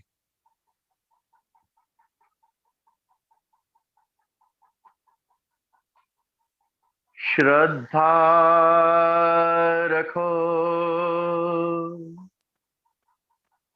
जगत के लोगों, अपने दीनानाथ पर लाभ हानि, जीवन और मृत्यु, सब कुछ उसके हाथ में। मारने वाला है भगवान, बचाने वाला है भगवान। मारने वाला है भगवान, बचाने वाला है भगवान। बालन बांका होता उसका, बालन बांका होता उसका, जिसका रक्षक दया निधान। मारने वाला है भगवान, बचाने वाला है भगवान। मारने वाला है भगवान, बचाने वाला है भगवान। त्याग दो रे भाई फल की आशा, स्वार्थ बिना प्रीत जोड़ो। कल क्या होगा उसकी चिंता, जगत पिता पर छोड़ो। क्या होनी है क्या अनहोनी, क्या होनी है क्या अनहोनी, सबका उसको ज्ञान। मारने वाला है भगवान, बचाने वाला है भगवान। मारने वाला है भगवान, बचाने वाला है भगवान। जल थल अगन आकाश पवन पर केवल उसकी सत्ता, केवल उसकी सत्ता। प्रभु इच्छा के बिना यहाँ पर हिल न सके एक पत्ता, हिल न सके एक पत्ता। उसी का सोचा यहाँ पे होता, उसी का सोचा यहाँ पे होता, उसकी शक्ति महान। मारने वाला है भगवान, बचाने वाला है भगवान। मारने वाला है भगवान, बचाने वाला है भगवान। बालन बांका होता उसका, बालन बांका होता उसका, जिसका रक्षक दया निधान। मारने वाला है भगवान, बचाने वाला है भगवान। मारने वाला है भगवान, बचाने वाला है भगवान। मारने वाला है भगवान, तारने वाला है भगवान। तो बाल न बांका होता उसका, जिसका रक्षक दया निधान। मारने वाला है भगवान और बचाने वाला भी है भगवान। उसके मर्जी के बगैर तो पत्ता भी नहीं हिलता। उसकी मर्जी है तो इस पृथ्वी पर और इस पूरे ब्रह्मांड में जो कुछ भी होता है उसकी मर्जी से होता है। तो आइए अनुलोम विलोम का आखिरी का चक्र करेंगे पूरी श्रद्धा के साथ।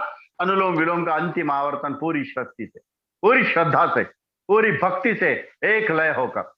उसमें अनुलोम विलोम से आपकी सर्कुलेटरी सिस्टम ठीक होती है। एक सिस्टम होती है जिसका नाम है सर्कुलेटरी सिस्टम। हमारे शरीर के अंदर के सारे प्रवाहमान को नियंत्रित करने वाली एक सिस्टम है circulatory system. Transportation of blood, transportation of heat, transportation of nutrition, transportation of nitrogenous gases, transportation of homogeneous vestiges, ये सारे अंदर चलने वाले प्रवाहमान को कंट्रोल करना है। ट्रांसपोर्टेशन ऑफ हीट है, ट्रांसपोर्टेशन ऑफ वाटर है, ये सारे प्रवाहमान कंट्रोल करने हैं। तो उसको कंट्रोल करने वाली एक सिस्टम है, उसका नाम है सर्कुलेटरी सिस्टम। और वो सर्कुलेटरी सिस्टम को ठीक करने वाला प्राणायाम ये अनुलोम विलोम प्राणायाम। इसी प्राणायाम से रेस्पिरेटरी सिस्टम ठीक होती है। श्वसन संस्था, वर्षों पुराना दमा, वर्षों पुरानी खांसी, वर्षों पुराना जुकाम, ये आपके ब्रोंकाइटिस, साइनसाइटिस, अस्थमा, दमा, रिनिटिस, रिनोसाइनसाइटिस, बहुत सारी बीमारियां हैं। साइनोरिनिटिस, बहुत सारे ये श्वसन संस्था के रोग है। वो सारे श्वसन संस्था की बीमारियां और एलर्जिकल प्रॉब्लम्स इससे मिटेंगे। ये अद्भुत प्राणायाम आपकी स्केलेटल सिस्टम को मजबूत करेगा। हड्डियों की संस्था, ये सारी शरीर की हड्डियां हमारी मजबूत होंगी। 206 हड्डियों का ये ढांचा है, ये सारे स्केलेटल सिस्टम, ये हड्डियों के ढांचे को मजबूत करने वाला प्राणायाम है। और यही प्राणायाम आपकी एंडोक्राइनल सिस्टम को ठीक करता है। एंडोक्राइनोलॉजी एक स्वतंत्र विषय है बायोलॉजी के अंतर्गत। आपकी चेता संस्था, आपकी मज्जा संस्था, आपके सारे तत्व इससे ठीक हो जाते हैं। और इसी प्राणायाम से आपकी सेंट्रल नर्वस सिस्टम ठीक होती है। सेंट्रल नर्व सिस्टम, मध्यवर्ती नस नाड़ियों की संस्था। हमारे शरीर में जो नस नाड़ियां हैं, 72 करोड़ 72 लाख 10,201, इस नस नाड़ियों को शुद्ध करने वाला प्राणायाम ये अनुलोम और विलोम प्राणायाम, ये नाड़ी शोधन प्राणायाम का भी अगला रूप है। तो इस प्राणायाम का महत्व अनन्य साधारण है, अद्भुत है, अविश्वसनीय है। ये चमत्कारिक प्राणायाम, ये सारे वात रोग मिटाएगा। संधिवात, आमवात, arthritis, rheumatoid arthritis, osteoarthritis, osteoporosis, tendinitis, ये बहुत सारे वात के रोग है। और इन सारे वात के साथ ये पार्किंसन, कंपवात, ये कंपन होता है, पार्किंसनिज्म, हाथ पैर कांपने लगते हैं, धुजनी छूटती है, ये कंपन होने वाली बीमारियों से भी आपको छुटकारा देगा। और यही प्राणायाम पैरालिसिस, अर्धांगवात, लकवा जिसको कहते हैं, आधे शरीर का वायु निकल जाता है, अर्धांग वायु कहते हैं उसको, और वो प्राणायाम से ठीक होता है। और इससे माइग्रेन की समस्या, अर्धशिशी, आधे सर का दुखना ठीक होता है। अर्धशिशी की बीमारियों से आपको छुटकारा मिलता है, माइग्रेन की समस्या से आपको छुटकारा मिलेगा। बहुत सारे प्रॉब्लम मिटेंगे, इसके ऊपर जितना बोले उतना कम है। अकाली वृद्धत्व से बचाएगा ये आपको, कम उम्र में बुढ़ापा नहीं आने देगा। कम उम्र में बाल सफेद होना, बाल का झड़ जाना, आंखों के नीचे काले गहरे दाग, चेहरे पर झुर्रियां, ये बुढ़ापे के लक्षण जवानी में दिखाई देते हैं। इसे अकाली वृद्धत्व कहते हैं। इस अकाली वृद्धत्व की समस्या से आपको बचाएगा। और उससे भी आगे बात, अकाली मृत्यु से भी बचाएगा। अकाल मृत्यु, समय से मृत्यु नहीं होती है, अकाल मृत्यु हो रही है। डायबिटीज हो गया, व्यक्ति मर गया, ब्रेन हेमरेज हो गया, व्यक्ति चला गया, हार्ट अटैक आ गया, व्यक्ति मर गया, कैंसर हो गया, व्यक्ति मर गया। ये बीमारी कारण हो रही है और व्यक्ति की अकाल मृत्यु हो रही है। योग शास्त्र आपको अकाल मृत्यु से बचाएगा। काल मृत्यु से हमें जाना है, अकाल मृत्यु से नहीं मरना है। बस यही बात ध्यान में रखते हुए आज इस अनुलोम विलोम को यहीं पूरा करते हैं। भ्रामरी उद्गीत के साथ फिर आगे ध्यान का सत्र भी चलेगा। थोड़ा ध्यान वहीं से चलाएंगे हम कंप्यूटर साउंड के साथ। फिर पहले होगा भ्रामरी प्राणायाम, फिर उद्गीत होगा ओंकार, और फिर ध्यान होगा, और उसके बाद फिर ये आज का वर्ग पूरा होगा। अंगूठे से कान का दरवाजा बंद, पहली उंगली माथे पर, 3 आंखों पर, नाक से भ्रमर ध्वनि निकालनी है।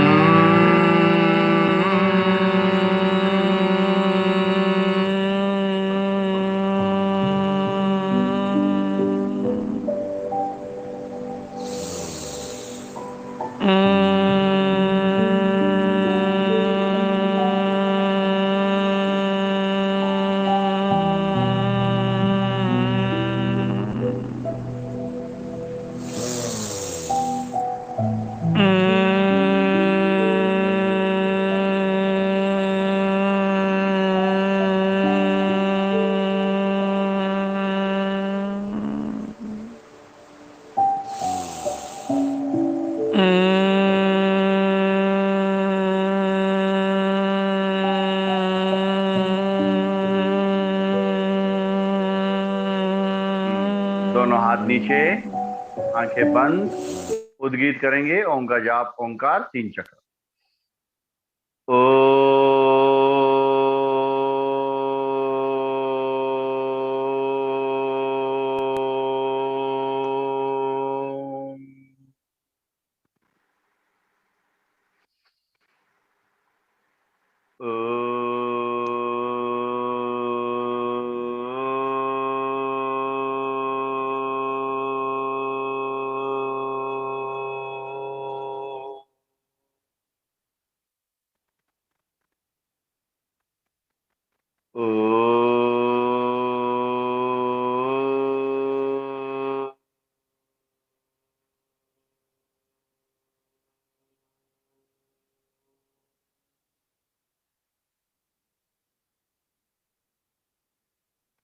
शांत, पूर्ण शांत। आंखें बंद ही रहेगी। प्रणव का ध्यान, प्रणव की साधना, प्रणव की आराधना, प्रणव की उपासना, प्रणव का ध्यान।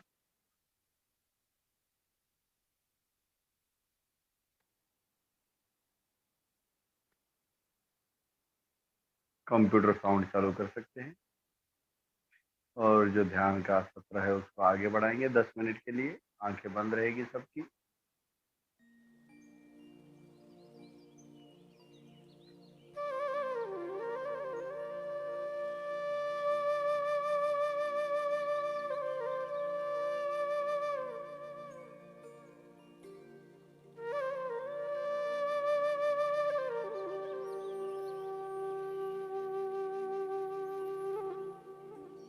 तस्य वाचकः प्रणव।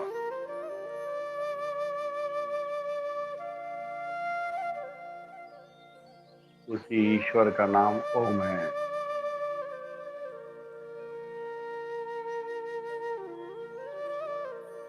वही प्रभु, वही परमात्मा ओम के नाम से जाना।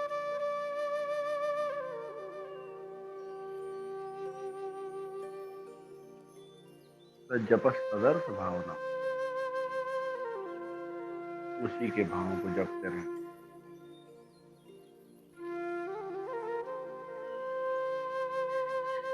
ततक्षीयते प्रकाशावरणम, अज्ञान से ज्ञान के ऊपर पर्दा पड़ा है। हमारा असली ज्ञान ढक गया है। अज्ञान में हम जी रहे हैं। योग साधना से अज्ञान का आवरण हटाकर ब्रह्म रूपी ज्ञान, ईश्वर रूपी प्रकाश मस्तिष्क में समाया जाता है। ईशावास्यमिदं सर्वं यत्किंच जगत्याम जगत तेन त्यक्तेन भुंजिता माग्रहजगस्य सिद्धम्।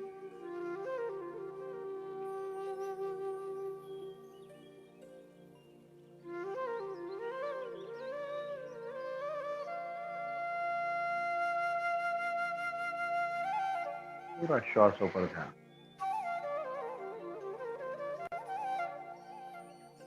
जो श्वास भीतर जाता है,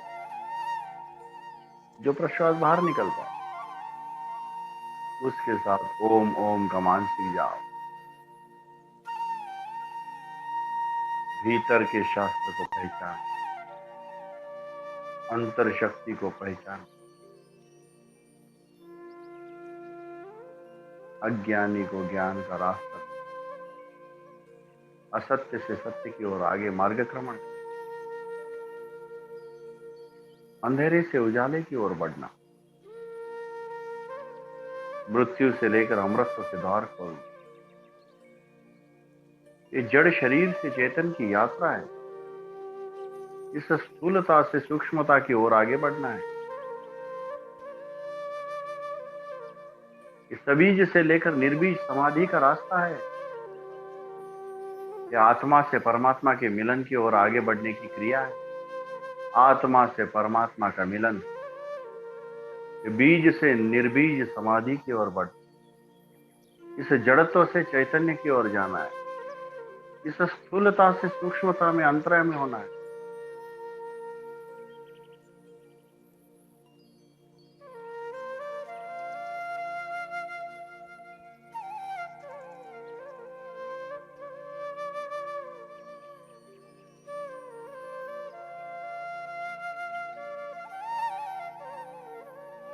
आज्ञा चक्र पर ध्यान को स्थिर करने का प्रयत्न करना, वहां होने वाले प्रकाश की अनुभूति करना। भ्रू मध्य में, भ्रुकुटी मध्य में आज्ञा चक्र, और वहीं से प्रकाश की अनुभूति करना।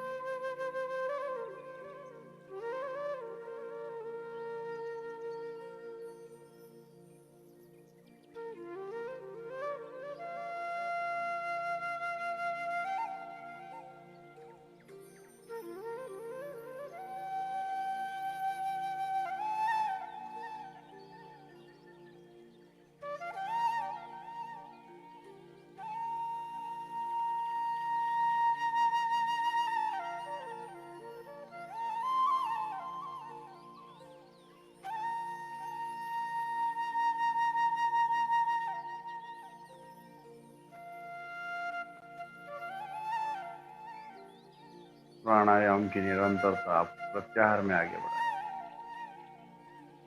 प्रत्याहार जितेंद्रियता है। स्व विषया संप्रयोगे चित्तस्य स्वरूपानुकार इवेंद्रियाणाम प्रत्याहार। सारे विषयों से दूर हटकर सारे इंद्रियों को चित्त के वशीभूत कर देना प्रत्याहार है। जितेंद्रियता ही प्रत्याहार है। इंद्रियों पर विजय मिलाना प्रत्याहार है। और प्रत्याहार की निरंतरता व्यक्ति को धारणा में आगे बढ़ाएगी। देश बंध चित्त से धारणा, शरीर के भीतर किसी एक केंद्र पर चित्त को ठहराना धारणा है। और उसी धारणा की निरंतरता व्यक्ति को ध्यान में आगे बढ़ाती। तत्र प्रत्यय एकतानता ध्यानम, उसी धारण किए हुए चित्त का एक सार चलना ध्यान है। बस इसी अनुभूति में हम इस ध्यान की साधना को कर रहे हैं। और यही ध्यान की निरंतरता व्यक्ति को समाधि की ओर आगे बढ़ाती है। सदैवार्थ मात्र निर्भासम, स्वरूप शून्य में वह समाधि, मेरे स्वरूप का शून्य में विलीन हो जाना, मैं नहीं रहना, आत्मा का परमात्मा से मिलन हो जाना, वो है समाधि अवस्था। और यह है अष्टांग योग। त्रयम एकत्र संयम, धारणा ध्यान समाधि तीनों मिलकर संयम की अनुभूति होती है। प्रज्ञात प्रज्ञालोक, फिर प्रज्ञालोक की प्राप्ति होती है। सर्वभूमीश्वर इसी को ओम ओम का जाप करते हुए इस अभ्यास को जितना हम एकांत में अकेले में उसको आगे बढ़ा सकते हैं। आपने तो एक एक घंटे का ध्यान का सत्र किया है और इसमें आगे बढ़ने का अपना एक विक्रम स्थापित किया है। तो आज इस ध्यान को यहीं पर विराम देते हैं। दोनों हाथों का घर्षण करते हुए आंखों को ऊर्जा देंगे और आंखों को फिर धीरे धीरे किलकिली करते हुए खोलना। तो ऐसा ये लगभग 10-15 मिनट का ध्यान का सत्र हमने इस माध्यम से किया। यहाँ पर आपको पिछले 15 दिवस में ध्यान का ही शिविर चला, फिर उसके बाद ये सूर्य नमस्कार की श्रृंखला चली, सूर्य नमस्कार की प्रतियोगिता हुई। तो इसमें हमने खूब अध्ययन किया। तो आइए अब पैरों को फिर खुला कर देंगे और आज के सत्र को फिर विराम की ओर आगे बढ़ाते हैं, पूर्ण विराम की ओर आगे बढ़ाते हैं। आखिरी में शांति पाठ होगा, हास्यासन होगा।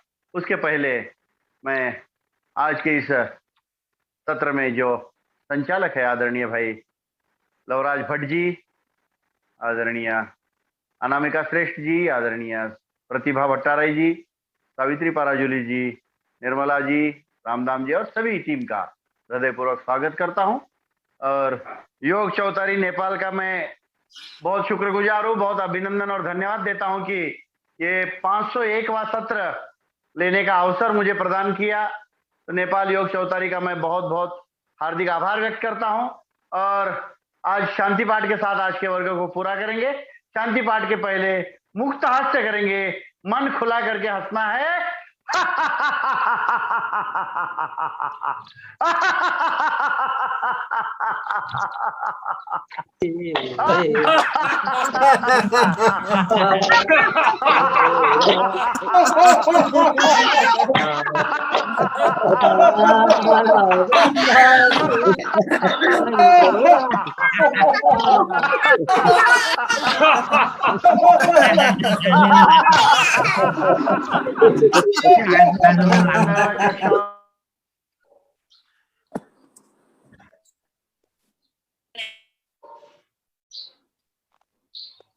कहीं एक जगह पर कहीं ज्यादा, कहीं 10 लोग, कहीं 20 लोग योग कर रहे हैं।